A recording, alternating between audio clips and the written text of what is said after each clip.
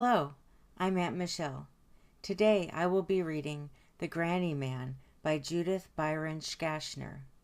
If you would like to purchase a copy of this book to read along, you can get one at Amazon.com, BarnesandNoble.com, BooksAMillion.com, or Penguin.com.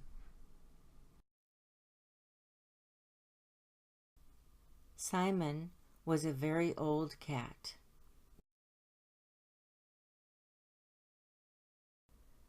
With the exception of his nose, most of his parts had stopped working long ago. He was blind and deaf, and his bones creaked as he climbed up and down the stairs.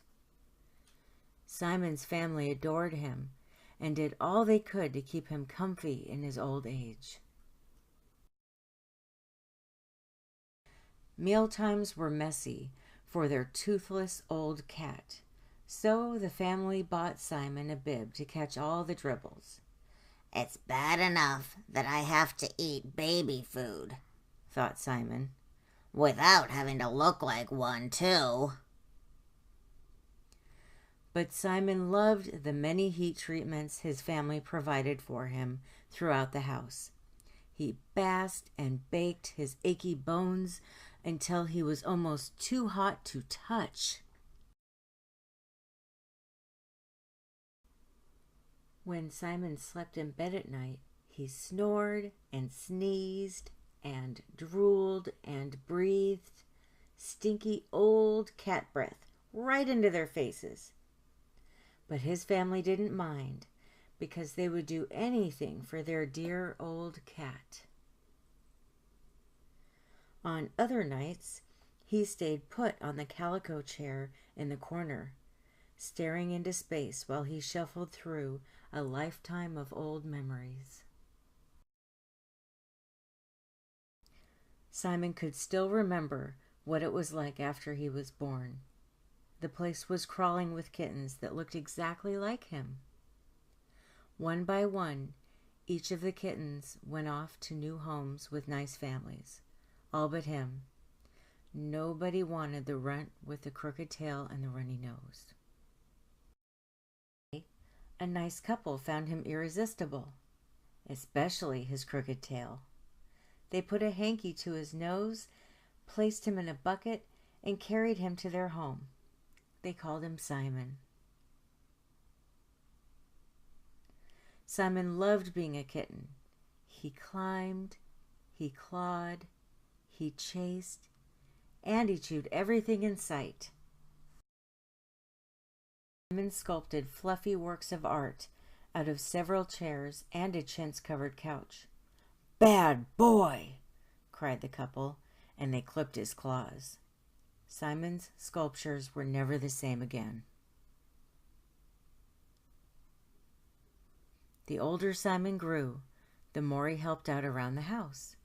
He pruned the plants with his teeth and dusted all the hard-to-reach places. Simon's family grew in size, and so did his responsibilities. Within 3 years, 2 new pets arrived, and Simon taught them both how to be good cats. In his middle age, Simon acquired a taste for classical music. He played Bach duets with his family and performed an occasional solo at midnight. Music always made Simon hungry, so he filled up on kitty crunchies in the kitchen. Then he hunted wildebeest with the great cats of Serengeti. Simon's life had been so full of mice, full of hisses, full of hugs, and full of kisses. But now things were different. Simon needed his family's help more than ever, and he felt their pity with every little pat on the head. He felt so useless that at 10 o'clock on a Tuesday night, Simon stuck his bony old legs into the air and breathed his last. Or so he thought. But then, In less than a minute, his family plopped something right on the top of their old cat's tummy. Simon sniffed to the left, and he sniffed to the right. "Why, it's a little kitten," thought Simon. Even though it had been years ago, Simon remembered how he helped the other new pets when they had come to the house.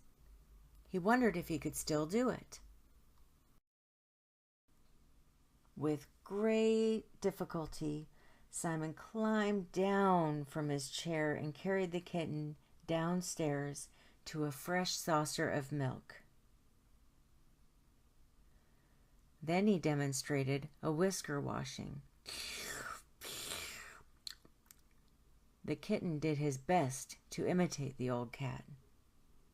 When Simon twitched his tail, the kitten leaped onto his head, expecting to ride around the room. A little while later, Simon led the kitten over to his box. It took so long for the kitten to heap a mountain of litter onto the floor that Simon decided to take a nap. When Simon woke up, the kitten was gone. The old cat hobbled his way back up to the calico chair to sit alone in a sliver of moonlight. It must have been a dream. Or so he thought. Just then, something soft and small jumped right on top of him. Simon sniffed to the left, and he sniffed to the right. "Why, it's my kitten," thought Simon. Simon began to give the kitten a bath. He washed his little ears and licked his little nose. He groomed his frisky tail and cleaned between each of his tiny toes. Then a grumbly, rumbly purr stirred deep within his chest, and he curled himself around his little pet. When Simon's family saw how tenderly he cared for the new kitten, they loved him even more. So it was with the greatest respect that they gave their dear old cat a brand new name. They called him the Grannyman. The end.